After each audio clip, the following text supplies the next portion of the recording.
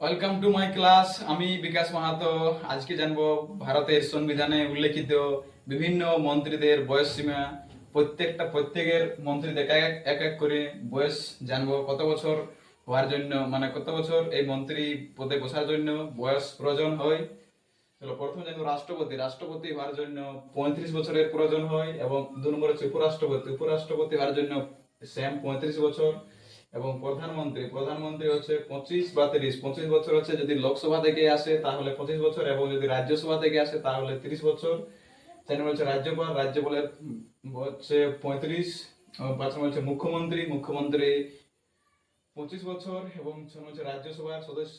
রাজ্যসভার সদস্য হচ্ছে 30 বছর। এবং 7 নম্বর হচ্ছে লোকসভার স্পিকার, তারা হচ্ছে 25 বছর। এবং 8 নম্বর হচ্ছে লোকসভা সদস্য, তারা হচ্ছে 25 বছর। এবং 9 নম্বর হচ্ছে বিধানসভা সদস্য তারা হচ্ছে 25 বছর।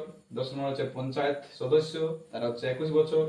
এবং 11 নম্বর হচ্ছে পৌরসভার সদস্য, সেটা হচ্ছে 21 বছর। এবং 12 নম্বর হচ্ছে জেলা পরিষদ সদস্য, সেটা হচ্ছে 25 বছর। এবং 13 নম্বর হচ্ছে পঞ্চায়েত সমিতি, 21 বছর। 14 নম্বর হচ্ছে ভোটাধিকার। আমরা সাধারণ মানুষ যে ভোট দিয়ে থাকি তার সাধারণ বয়স হচ্ছে 18 বছর। 18 বছর হলে আমরা ভোট দিতে পারি।